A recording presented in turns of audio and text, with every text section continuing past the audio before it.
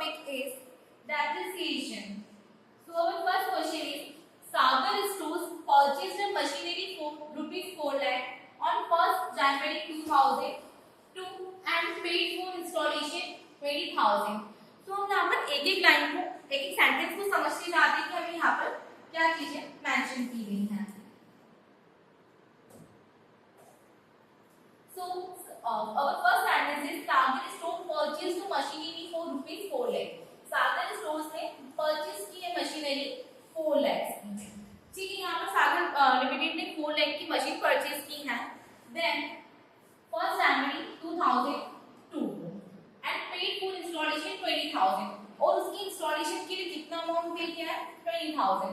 The estimated life of the machine is 10 years.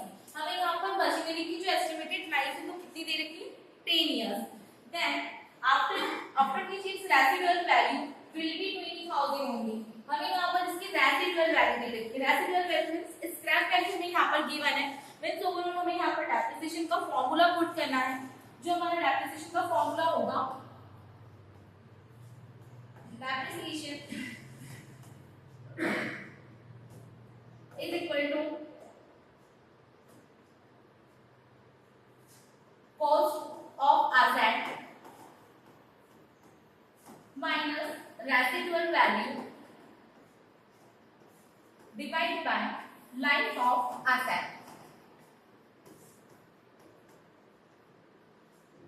Then next find out the amount of depreciation. हमें यहाँ पर depreciation का amount find करना है जो कि हम इस फॉर्मूले के थ्रू find कर सकते हैं.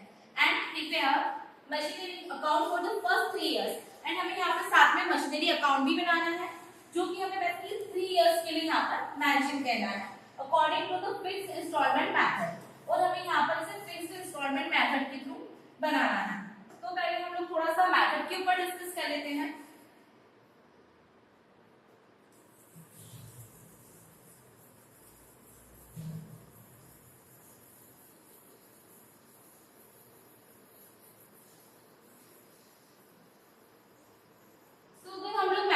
बात करें डेप्रिसिएशन की तो हमारे पास बेसिकली डेप्रिसिएशन कैलकुलेट करने के लिए 5 to 6 मेथड्स हैं. बट जो बेसिकली आपके सिलेबस में है जो हमें कवर करनी है मैनली वो है WDV method and SLM method. WDV means written down value method and इसके अदर नेम्स भी आपको यहाँ पर देखने के लिए मिलते हैं. तो सबसे पहले हम लोग यहाँ पर थोड़ा सा इसका टाइप डिस्कस कर लेते हैं.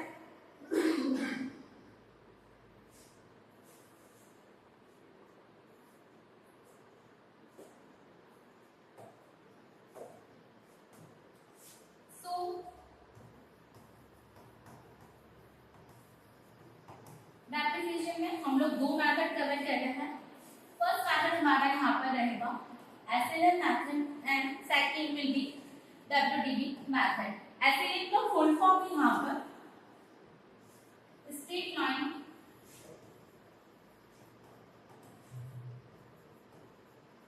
मेथड एंड WDV का फुल फॉर्म है यहाँ पर written down value method. Next अगर हम हमारे क्वेश्चन में देखें तो अभी यहाँ पर मेंशन है फिक्स्ड इंस्टॉलमेंट मेथड से इसे सॉल्व करना है. तो फिक्स्ड इंस्टॉलमेंट मेथड क्या होता है? तो स्ट्रेट लाइन मेथड को ही हम लोग बोलते हैं फिक्स्ड इंस्टॉलमेंट मेथड. तो अगर मैं स्ट्रेट लाइन मेथड के दूसरे नाम की बात करती हूँ तो हो जाएगा ये आपका फिक्स्ड इंस्टॉलमेंट मेथड. और इसे एक एक नाम से हम लोग बुलाते हैं वो हो जाएगा यहाँ पर और डेप्रिसिएशन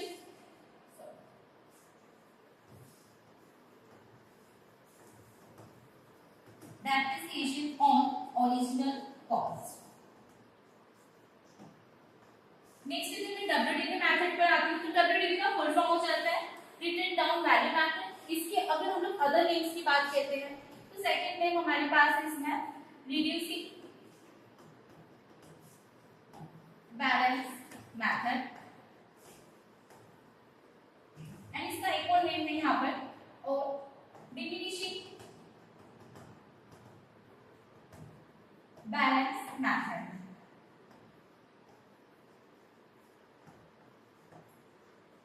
तो आप लोगों को ये नाम तो क्लियर हो गए होंगे कि हमें डेप्रिसिएशन में दो मेथड्स करनी है, एसएलए एंड डब्ल्यूडीपी। और एग्जाम में आपको ये सारे नाम से मिल सकता है, एसएलए और डब्ल्यूडीपी को आपको ये सारे नाम देखने के लिए मिल सकते हैं। तो नेक्स्ट हम लोग हमारे क्वेश्चन के साथ इसे स्टार्ट करते हैं।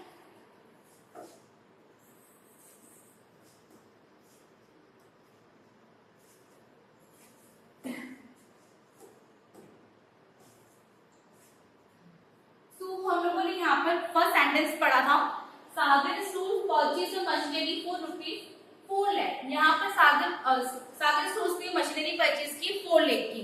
तो अगर मैं यहाँ पर कोई भी चीज परचेज कर रही हूँ तो परचेज की जर्नल एंट्रीज क्या हो जाएंगे? जैसे हम लोगों ने इससे पहले जर्नल एंट्री वाला ही टॉपिक पढ़ा था, तो अगर मैं आपसे इसकी जर्नल एंट्रीज पूछती हूँ तो वो क्या होंगी? यहाँ पर machinery account debit to cash account. तो नेक्स्ट हम यहाँ पर जो अकाउंट बना रहे हैं हमारा,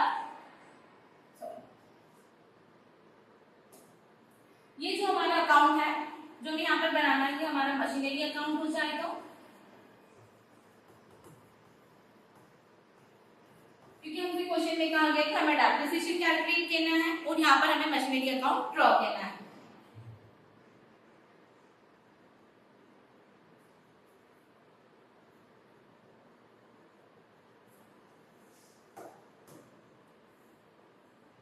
जर्नल एंट्री की बात तो हो गई है, अब हमें यहाँ पर डेप्रिसिएशन अकाउंट में से किस तरीके से पुट करना है। हम लोगों ने जैसे मशीनरी परचेज की, अब हमने परचेज कर दी है जनवरी 1 तो फर्स्टली मैं यहाँ पर डेट में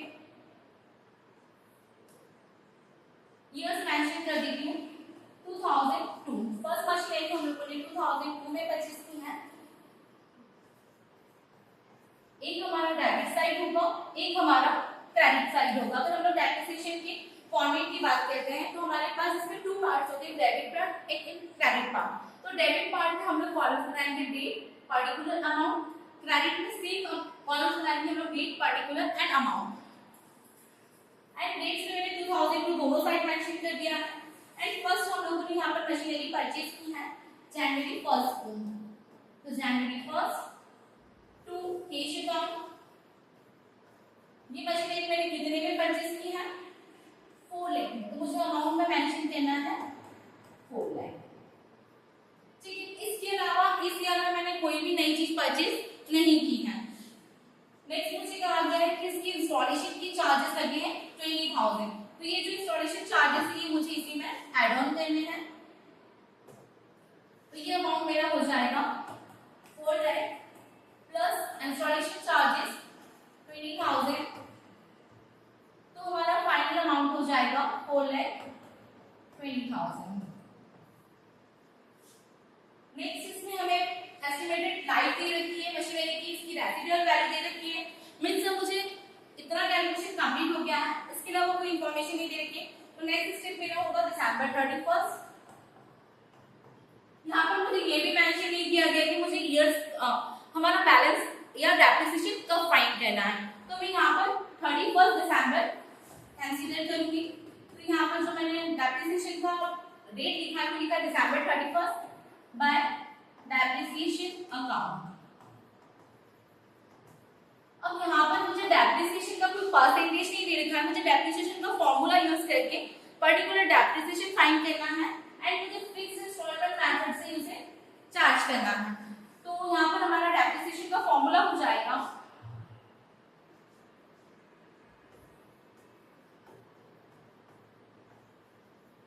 depreciation is equal to cost of asset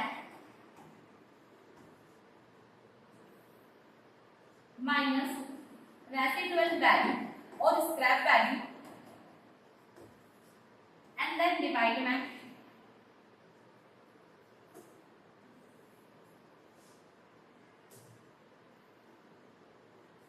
divide में आ जाएगा लाइफ ऑफ एसेट। तो अगर मैं यहाँ पर बात करती हूँ कॉस्ट ऑफ एसेट की, तो मैंने यहाँ पर मशीनरी परचेज किया था और उस मशीनरी का कॉस्ट कितना था इंस्टॉलेशन के बाद 4,20,000। तो मैं कॉस्ट ऑफ एसेट की प्राइस पर पुट करूंगी 4,20,000। साथ में नेक्स्ट इंफॉर्मेशन मुझे यहाँ पर दे रखी है the estimated life of machine is 10 years। 10 years की इसकी लाइफ मुझे मेंशन कर रखी है यहाँ पर, ठीक है। तो डिवाइड में हम लोग लाइफ की जगह पर पुट कर देंगे 10 इयर्स। देन नेक्स्ट मुझे यहाँ पर रेसिडुअल वैल्यू दे रखा है 20,000 का, देन माइनस रेसिडुअल वैल्यू 20,000। तो ये अमाउंट मेरा हो जाएगा 4,20,000 माइनस 20,000, 4 डिवाइड बाय 10, तो फाइनल अमाउंट हमारे पास बचेगा 40,000। तो मेरे पास डेप्रिसिएशन अमाउंट कितना आ गया 40,000। तो हम लोग यहाँ पर डेप्रिसिएशन की प्लेस पर पुट कर देंगे, डेप्रिसिएशन में हम लोग अमाउंट में लिख देंगे 40,000। अब मुझे यहाँ पर डेबिट एंड क्रेडिट साइड को इक्वल करना है, बट अगर मैं देखती हूँ तो डेबिट में मेरे पास बैलेंस है 4,20,000 एंड क्रेडिट में जो सिर्फ अमाउंट है 40,000, तो मुझे इन दोनों को इक्वल करना है। तो मैं यहाँ पर टर्म यूज करूंगी, हम लोग इसे बैलेंस में दिसंबर 31 को इन करेंगे बाय बैलेंस सीडी। तो हमारा बैलेंस सीडी यहाँ पर हो जाएगा, जो भी डिफरेंस अमाउंट आएगा डेबिट एंड क्रेडिट का, मींस 4,20,000 माइनस 40,000, तो ये अमाउंट हमारा हो जाएगा 3,80,000। तो अब हम दोनों, हमारा दोनों साइड का जो टोटल है वो इक्वल हो चुका है 4,20,000 एंड इधर भी आपको 4,20,000 मेंशन करना है। अब मुझे ये अकाउंट जो है वो 3 इयर्स तक बनाना है। तो अभी तो बेसिकली मैंने सिर्फ 2002 मींस मैंने सिर्फ यहाँ पर एक ईयर ही कवर किया है, मींस मुझे अभी यहाँ पर 2002 के लिए भी बनाना है, 2003 के लिए बनाना है, 2004 के लिए बनाना है, क्योंकि मुझे क्वेश्चन में कहा गया कि आपको 3 इयर्स को इस अकाउंट को मेंटेन करना है। तो नेक्स्ट ईयर हमारा आ जाएगा यहाँ पर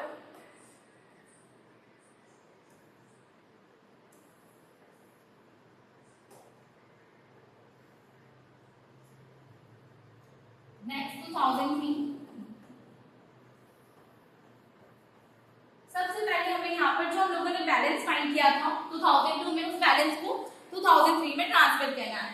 तो हम लोगों ने बैलेंस फाइंड किया था दिसंबर 31 को, इस बैलेंस को हम लोग ट्रांसफर करेंगे नेक्स्ट ईयर जनवरी 1 को, क्योंकि हमारा ईयर स्टार्ट हो रहा है जनवरी 1 से। तो जनवरी 1 टू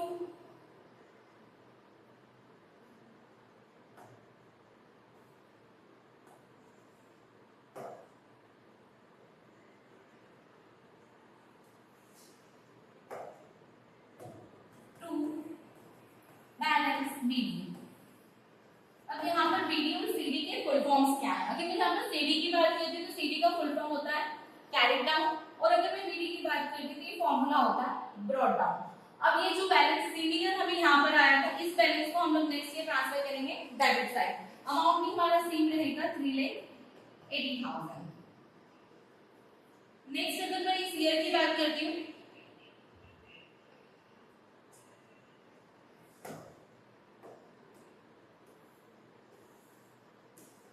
तो इस ईयर में मैंने कुछ नई मशीनरी तो परचेज नहीं की है, बट मुझे इस अकाउंट को 3 इयर्स तक कंटिन्यू करना है। तो नेक्स्ट हम लोगों ने यहाँ पर कुछ परचेज नहीं किया, तो हम लोग डायरेक्टली क्रेडिट साइड पर आ जाएंगे। दिसंबर 31 बाय डेप्रिसिएशन अकाउंट,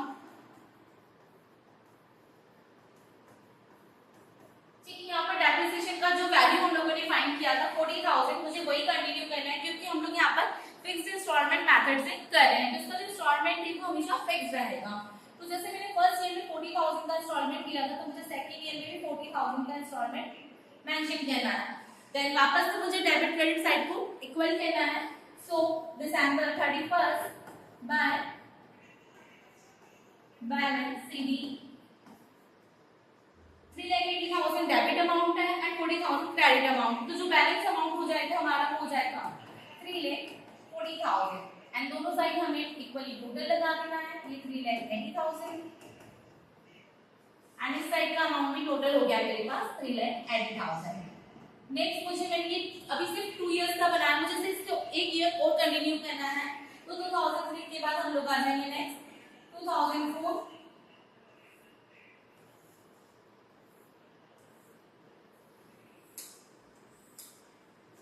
देन 2004 में सिमिलरली पहले मुझे बैलेंस ट्रांसफर करना है। तो दोनों साइड हम लोग 2004 ईयर मेंशन कर लेंगे। इस बैलेंस को मुझे इधर ट्रांसफर करना है जनवरी 1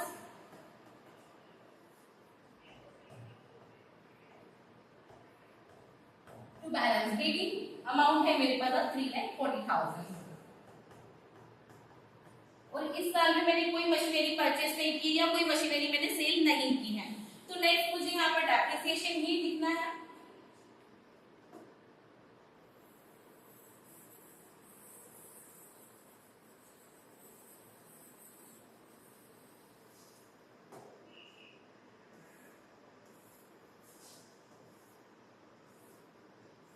तो नेक्स्ट यहाँ पर December 31st bye depreciation account same amount हमारे पास यहाँ पर आ जाएगा 40,000 क्योंकि हम फिक्स इंस्टॉलमेंट मेथड से कर रहे थे, इनके इंस्टॉलमेंट जो है वो सेम रहेंगे। देन हमें वापस से इसे बैलेंस देना है, तो December 31st by balance CD यहाँ पर 3,40,000 अमाउंट है, वहाँ पर 40,000 बैलेंस देना है, तो यहाँ पर आ जाएगा 3 लाख अमाउंट। अब दोनों साइड जो है वो हमारे इक्वल हो गए, डेबिट एंड क्रेडिट साइड। यहाँ पर 3,40,000 एंड यहाँ पर भी 3,40,000।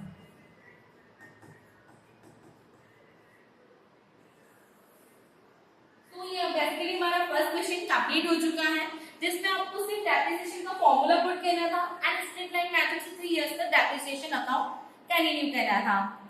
आई होप आप लोगों को समझ में आ चुका होगा ये क्वेश्चन। तो हम लोग अब नेक्स्ट लेक्चर में सेकंड क्वेश्चन स्टार्ट करेंगे। Okay, thank you.